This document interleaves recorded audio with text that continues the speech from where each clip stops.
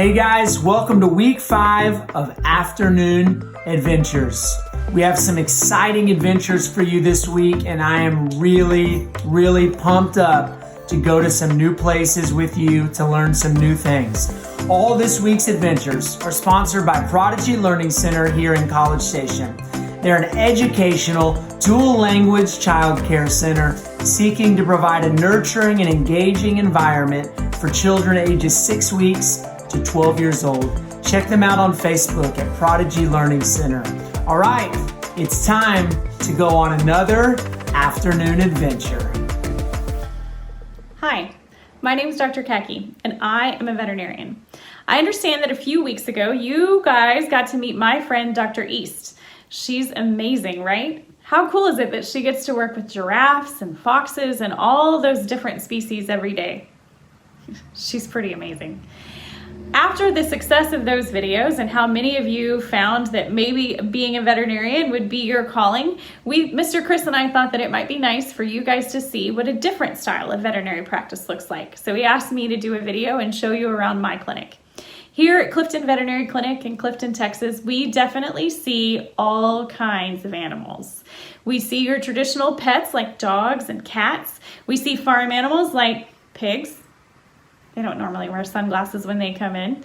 Cattle, sheep, and goats. We see the occasional chicken and llamas and alpacas and camels. The only thing I really don't love to see are snakes and birds. They're just really not my favorite thing. Being a veterinarian is a truly amazing career, and I hope that many of you through these videos have been inspired to see if veterinary medicine might be the right career path for you. I couldn't recommend it enough. No 2 days are ever the same, and you never know what might walk through your door. It could be a horse, it could be this pig with sunglasses on, it could be a sugar glider, and you have to be equipped to be able to diagnose, treat, and save the lives of all of these different kinds of animals. I hope that you'll join me as we go through our clinic and I show you all the different things that we do here. Hi, welcome to Clifton Vet Clinic. We're so excited that you could join us this afternoon so you can see the inner workings of what a veterinary clinic looks like. How many of you have cats and dogs at home? Anyone? Anyone have gerbils, hamsters, sugar gliders, camels? Maybe a giraffe or two? Yeah. We all have something, some kind of pet around at home, and we're going to show you what it looks like when your pets come into the veterinarian. We're going to take you out to the barn to show you what some large animals look like. We hope you have a great time. Ready? Let's get started.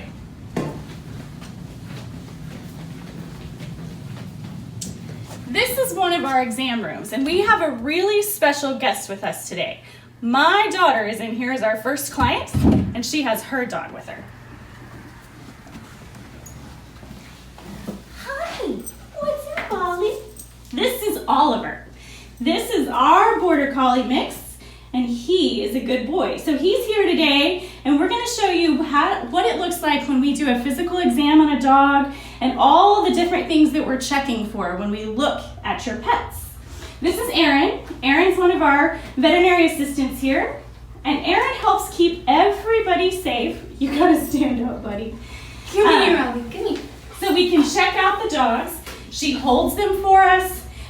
She helps to make sure that they're going to behave in the way that they should. And Ollie is really used to being here, and so he's very comfortable, so he's just going to lie here. So when we start with an exam on your dog, we start by asking, is there anything going on with your pet today? Nope, Ollie's here for a healthy pet exam. So we're going to start, where should we start, Oliver? Should we start at your nose and go to your tail? Let's do it. So the first thing that we look at when we examine a dog is we examine their face. So we look at their eyes. Ready? And we make sure that their eyes react to light the way that they should. Have you ever looked in a mirror in a dark room and looked at your pupils, the black spots in your eyes, and then turn on the light? And you'll see your pupils go down and constrict to help with the light. We're doing the same thing, making sure that their pupils constrict normally. Next, we're going to look in your ears. Ready? So when the veterinarian is looking in your pet's ears, what do you think we're looking for? Nellie said bacteria, infection, could be a fungal infection. There are other things that could be in pets' ears. Ticks are one of the most common things we find in dogs' ears. In kitty cat ears, very often we find things called ear mites that are crawling around, but what do you think it would feel like if you had mites crawling around inside your ears? Luckily, it's not something that people usually get. Can they get? Can people get ear mites?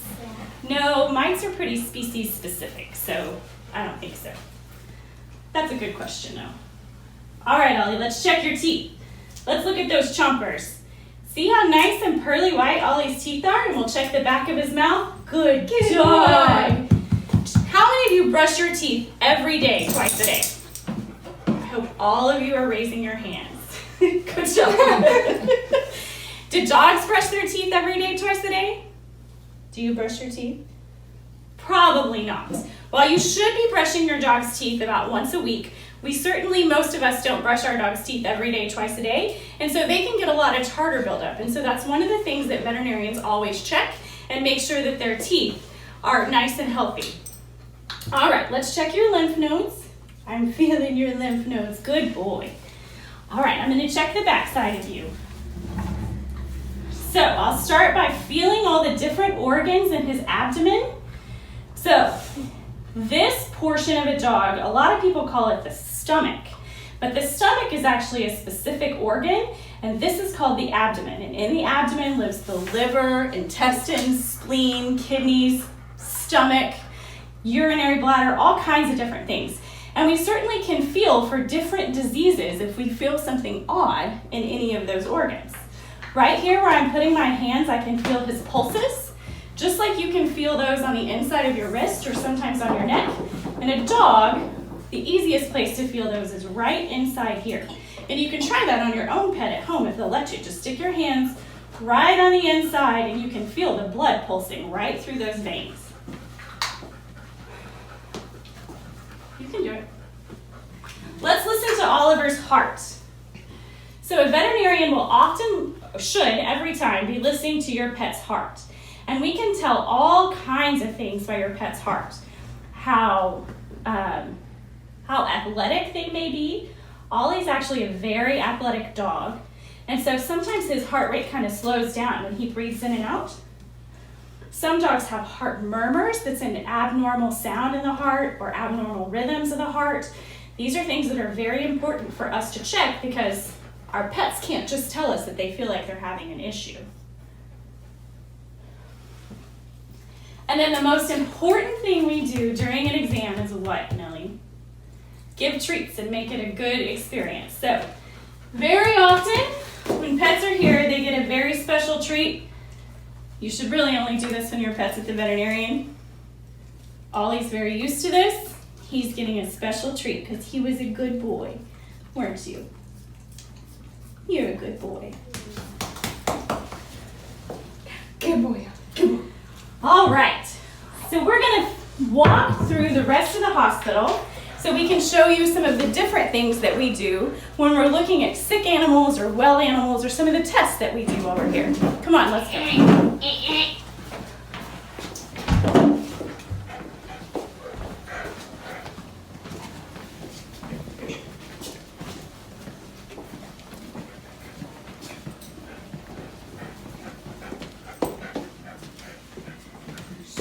So this is one of our areas where we do a lot of testing for pets. Does anybody know what this piece of equipment is called?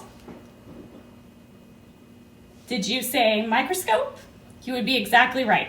How many of you have used a microscope in science class before? It's an awesome piece of equipment that helps us to see stuff that our eyes normally wouldn't be able to see. And I'm going to show you what I think one of the best things to see on the microscope is. And I want you to remember it because I'm going to show you where it came from in just a minute.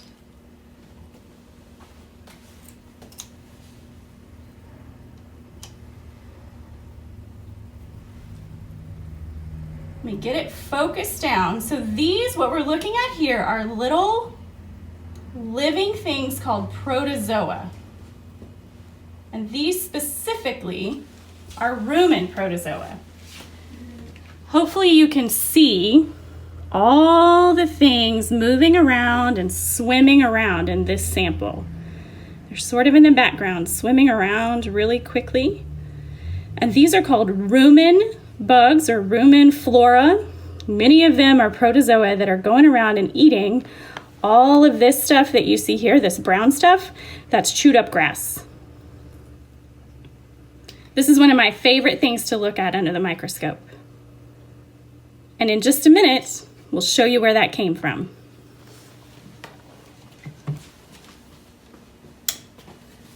This is our pharmacy. Most veterinary clinics also have their own pharmacy. So if you come and your pet is ill or needs some medications, we can get them for you right here versus you having to make another stop at the pharmacy on your way home. So these are all the medications that we can fill for your pet while you're here. Nellie, what should we show next? You want to look at x-rays? Mm-hmm. Let's go look at some x-rays.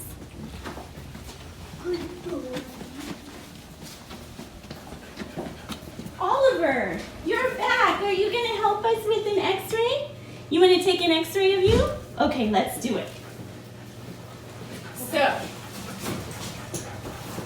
this is our x-ray machine right here in the middle of this x-ray room that we have here. And what Erin and I are putting on are called lead vests. And these vests help to protect us because if we do too many x-rays without these on, it can damage us. So we are going to wear our protective equipment for this x-ray. Huh, buddy? What should we x-ray on you, Ollie? Do you want to look at your heart? Let's look at your heart. Come here. Oh. So, how many of you think that we'll be able to see Ollie's heart on an x-ray? How many of you think that x-rays are just for bones? In fact, we can see a lot of different things on an x-ray, and I'm going to show you just how we can see Ollie's heart on an x-ray. All right, buddy, come here. All right, so we're going to lay him down. Make sure that he's nice and still. And make sure that we are out of the picture. And we're going to take the picture. Good boy. You were a good boy. Good boy. All right, come on down, buddy. As you might imagine, Oliver's kind of used to being here and doing this stuff. All right, Erin's going to develop that for us on a computer so we can show you if we can see Oliver's heart or not. While Erin's doing that, you want to show him surgery? Yeah. Let's go. Come in here. Want me to put him up? Come on. No. This is our surgery room. So if you've ever had a pet that's been spayed or neutered or had some kind of surgery if they had something wrong, a room like this is likely where that happened. This is an anesthesia machine, and we can do all kinds of really important things with an anesthesia machine. The most important is this helps provide oxygen and anesthesia to keep your pet sedated while they're under surgery. And this screen is what we use to monitor and make sure that everything is normal with your pet while they're under anesthesia. This monitors heart rate, it monitors blood pressure, temperature, and certain different gases as they're breathing in and out. And we can make sure that everything looks really normal while they're under anesthesia. We do all kinds of surgeries here. We do preventative surgeries like spays and neuters that keep your pets healthy and from reproducing, because there are plenty of dogs and cats in shelters that certainly we don't need to be creating anymore. We can do surgeries on your pets if they're sick. One of the most common surgeries that we do when pets are sick is a lot of times dogs will eat crazy stuff and it gets stuck in their intestines. And then they get really sick. Dogs amaze me every time with the stuff that they can swallow whole. Nellie Bell, what do you think is the weirdest thing we've ever pulled out of a dog? I don't know. One time, do you remember when we pulled out a whole piece of underwear? We pulled out a whole underwear. This dog had swallowed somebody's underwear whole, just swallowed them. And we had to go in surgery and pull them out. They were like this big. Kitty cats, the most common thing we pull out of kitty cats is what, do you know? Hair ties. Hair ties, ponytail holders. Kitty cats love ponytail holders. They flip around in the air and they're really fun toys, and then they end up swallowing them and they get stuck and they can become a big problem. So making sure you're keeping your ponytail holders up off the floor away from your kitty cats is really important. Should we go look at that x-ray of Ollie? Let's do it. What do you think, Nellie? Do you think we'll be able to see Ollie's heart? Yeah. Yeah.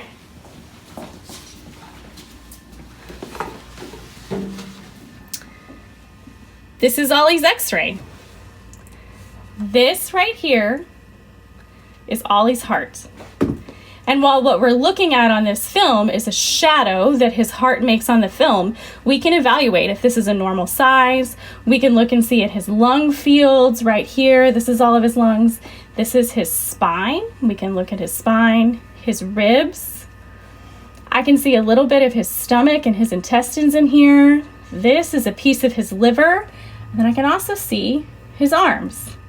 I can tell you, this x-ray of Ollie looks really normal. That's a good thing, isn't it? Yes. Yes. Okay, let's head out to the barn. We are a veterinary clinic that sees all kinds of patients. We call this a mixed animal practice. And what that means is, not only do we see dogs and cats, we also see large animals as well. We see horses occasionally, but what's the main thing that we see? Cows. Cows. What's Mama's favorite thing to see? Cows. Cows. Mama's favorite is cows. So we've got some special cows out in the barn, and we're going to show you how things work out in the barn. Come on, let's go.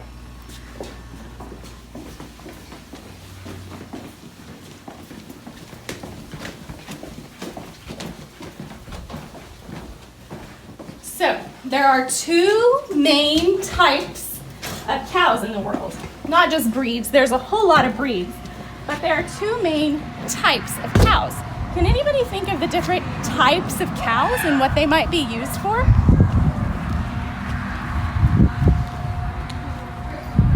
Did somebody say milk cows? That's exactly right. Some cows are used for milk. What else could you use cows for? Somebody say beef? Anybody had a hamburger? That's something else that we use cows for.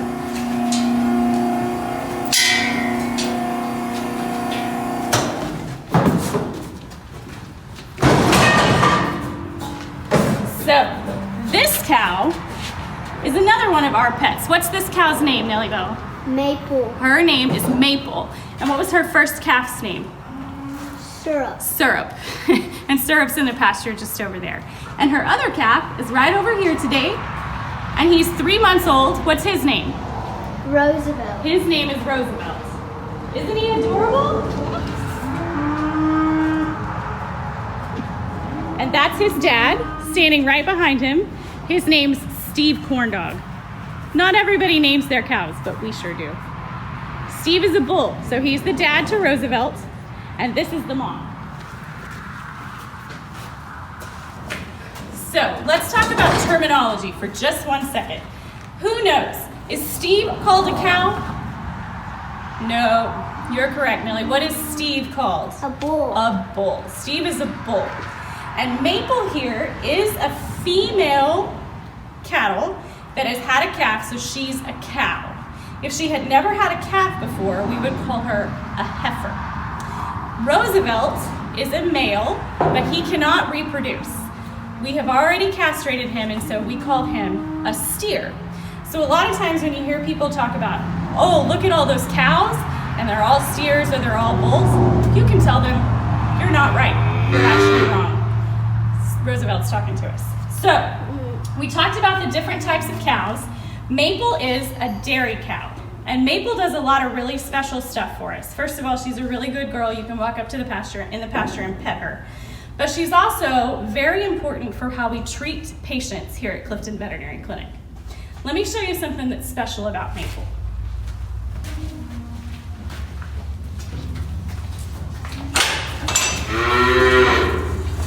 Roosevelt misses his mama. So Maple has this in her side. And we put this here on purpose. Sort of looks like a drain plug, and that's almost exactly what it is. Stand up, Mapes. And Maple can help us treat other cows when they are sick because she has this put in her. This doesn't hurt her at all. It just allows us to get into where we need to get. Okay, quiz time. How many stomachs do cows have? Who said 4? Nope. Cows actually only have 1 stomach, but that stomach is huge. Easy. That stomach is huge.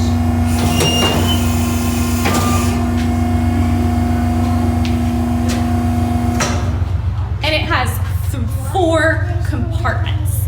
So, cows eat what? Do cows eat French fries? No. Do cows eat Skittles? Not usually. Cows eat grass. And the main way that they can digest that grass is through the rumen that they have right here. Remember when we looked under the microscope and we saw what, Nellie, under the microscope?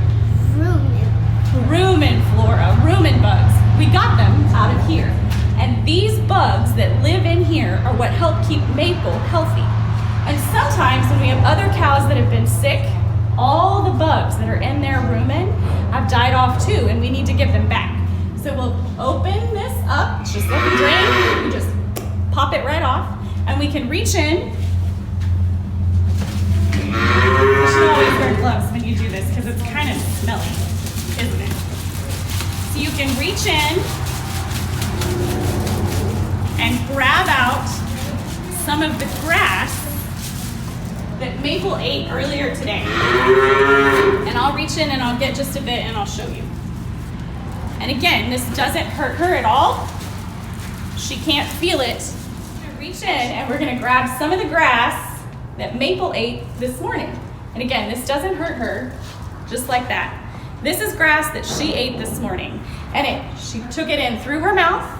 It went down her esophagus, into her 4-compartment stomach, her abomasum, omasum, reticulum, and rumen. And the rumen for a cow is the important part of this because it is what digests all of this grass.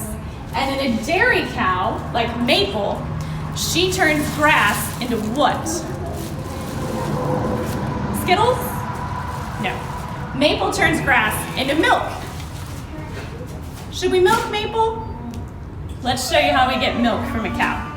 So before we do that, let's talk about this piece of machinery that you saw us use. So this is called a chute.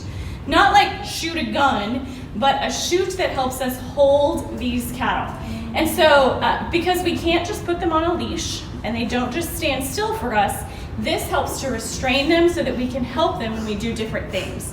And we do all different kinds of things in this chute. We can give them vaccines, we can take blood, we can listen to their hearts, we can listen to their rumens, we can check and see if they're pregnant, we can do all kinds of things, but this helps keep them safe. And if we squeeze it down like I did earlier, it feels like a tight hug and helps keep them calmer. You can see how when I squeezed her down, she was less likely to be kind of irritated and she feels better because she knows she's safe and secure. So this piece of equipment can be dangerous if it's not used correctly, but when we use it correctly, it helps keep everyone in this situation safe. Ready to milk Maple? Yeah. Okay. We're gonna shift the chute around here just a little bit.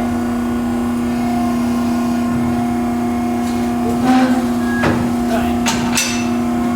All right. Good girl.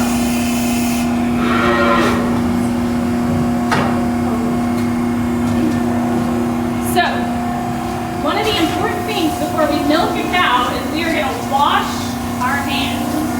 We don't want to transfer any bacteria. Remember, I just was in her rumen. We don't want to transfer any of that onto her udder or into the milk that we get. Nellie, what different kinds of things are made out of milk? I don't know. Cheese, butter, what else?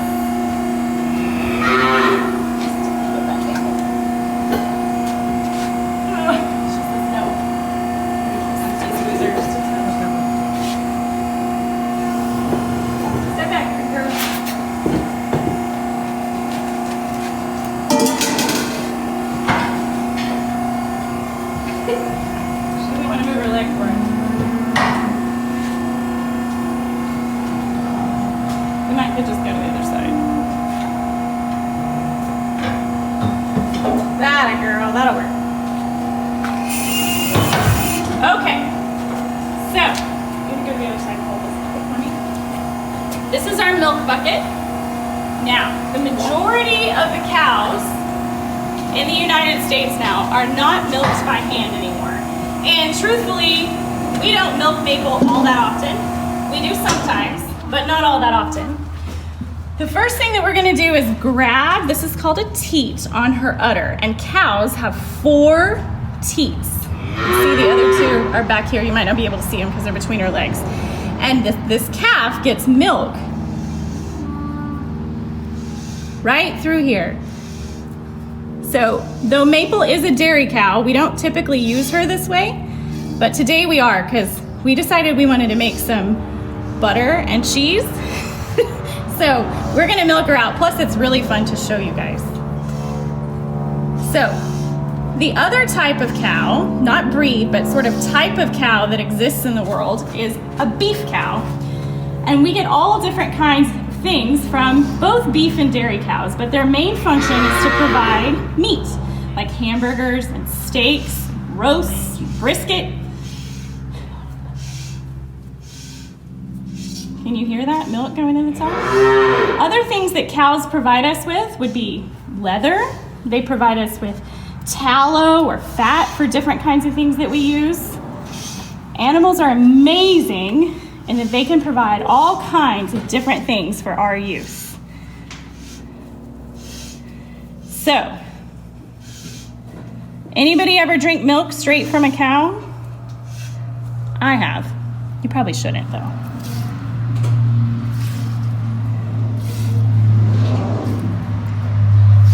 And that is how you milk a cow. So there's not a whole lot in here, but there is some. Does that look like the milk that you drink at home that you get from the grocery store? This is where it comes from. Cows are amazing creatures, and they're usually super gentle and very easy to work with. Maple here is certainly that cow for us.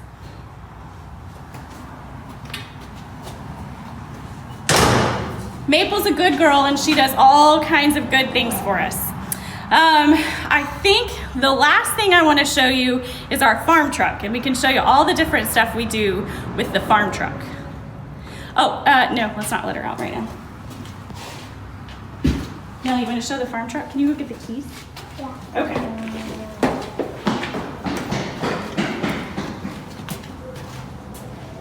This is our barn, and this is where we keep, this is the hospital pens for any sick animals that may be here. So just like dogs and cats would stay in cages, our cattle and our horses and sheep and goats, Steve really wants to come say hi. They stay in these pens here. Hi, Steve. You want to say hi? Steve is a bull. And Steve's a pretty gentle bull. He's been hand-fed his whole life. But in general, you shouldn't just walk up to a bull. There's a gate in between me and him that's keeping me safe in case he decided he wanted to get a little rough with me. But I'm used to handling bulls, and I'm really used to handling Steve Corndog, and he's used to being here, so he's a good boy. Let's show you our truck.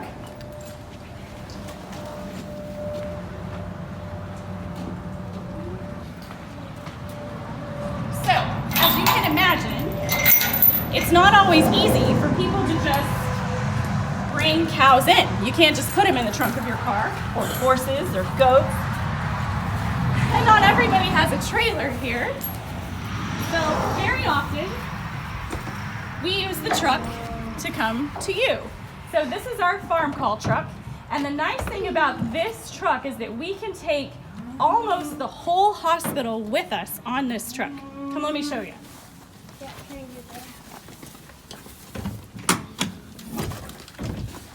So this is a piece of equipment that we use that has almost everything that's inside is on here. So any of our needles, soap, we've got medications back here. We even have a refrigerator in here that we can keep different medications and vaccines on here. And I think my favorite part of this truck is that when we're done out at a farm and maybe we've gotten really dirty, we can wash our hands because we have water. So it's really, really nice to have this piece of equipment when we need to go out to your farm so that we can still help your animals. This is probably one of my favorite pieces of equipment. Nellie Bell, what's your favorite farm call we've ever been on? Probably the llamas. Oh, yes. When we get to go out and do the alpacas and llamas. How about the camels? I wasn't on the camel. Oh, you didn't get to go see the camels? Most of the time the camels come here. We don't get to do farm calls for the camels. But the nice thing about being a veterinarian is that we get to see all kinds of different animals, and no one day is the same. So this is the truck. That's the clinic. Maple. We've showed you x-rays. We showed you the microscope. We showed you all of them. I hope that we've given you a little taste of what being a veterinarian looks like at a mixed animal practice, and I hope you learned something.